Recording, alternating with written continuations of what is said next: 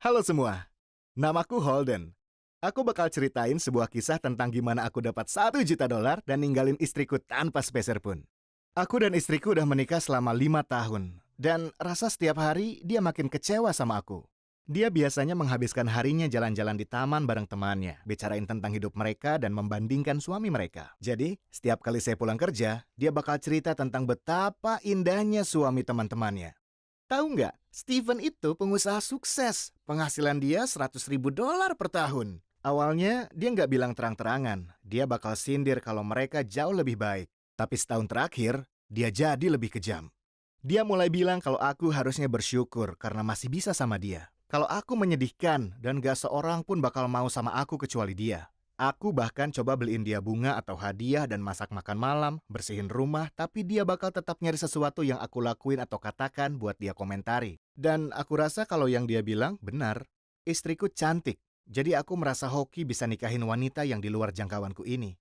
Tapi aku masih punya mimpi besar. Aku lagi nabung dan menginvestasikannya di pasar saham dan cryptocurrency.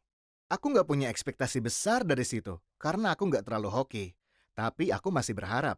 Sebagian besar, suatu hari nanti dia bakal respect dan dukung aku. Aku bakal buat dia bangga.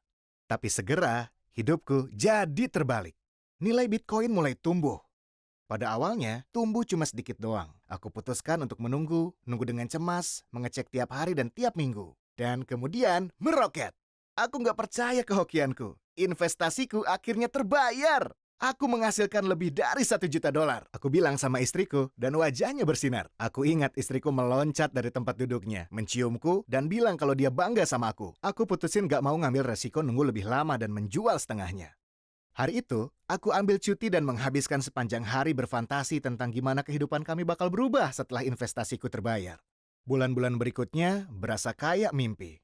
Aku bangun buat pergi kerja, turun ke bawah, dan istri cantikku sudah duduk di sana dengan secangkir kopi dan sarapan. Dia mencium pipiku dan bilang padaku semoga harimu menyenangkan. Dan akhirnya, aku mampu buat beliin dia perhiasan dan pakaian yang dia mau. Aku bisa penuhin semua keinginan dia.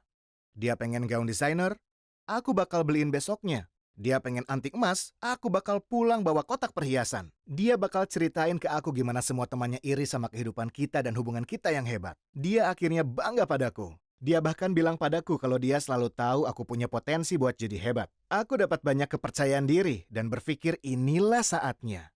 Ini adalah akhir bahagiaku. Tapi ternyata, aku sangat dibutakan sama semua uang ini.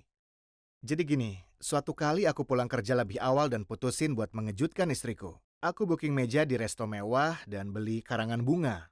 Aku balik ke rumah buat jemput dia, tapi entah kenapa dia nggak dengar dan terus ngomong di telepon. Dan aku dengar sesuatu yang bikin aku hancur banget. Maksudku, benar, hadiahnya bagus sih, tapi selera dia jelek banget. Jadi harus kubalikin lagi ke toko dan ambil balik uangnya.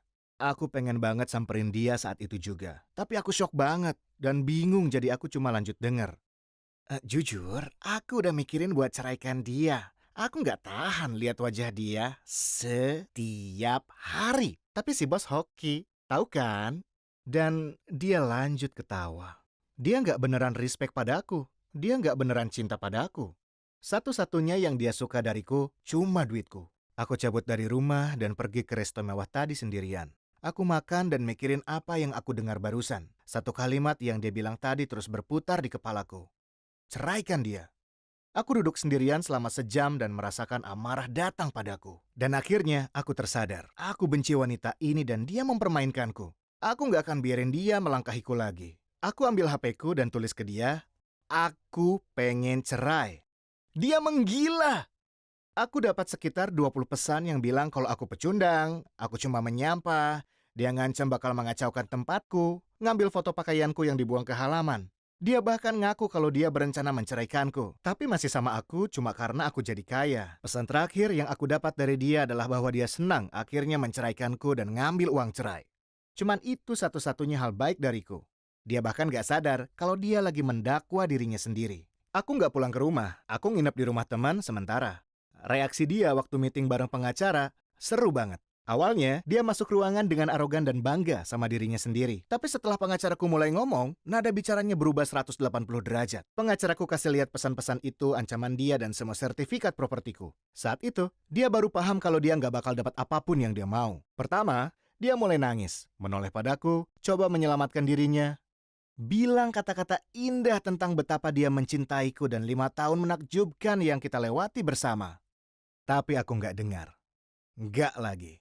Aku setuju buat sisakan dia hadiah mahal dan uang yang udah terlanjur aku kasih. Tapi itu doang. Dia berunding ke pengacaranya dan akhirnya sepakat. Dia nggak dapat apapun dari penghasilanku dan dia harus pindah dalam waktu sebulan. Aku seneng banget karena bisa lolos. Setelah itu, hidupku baru dimulai. Aku putusin sudah saatnya aku buat nama untuk diri sendiri.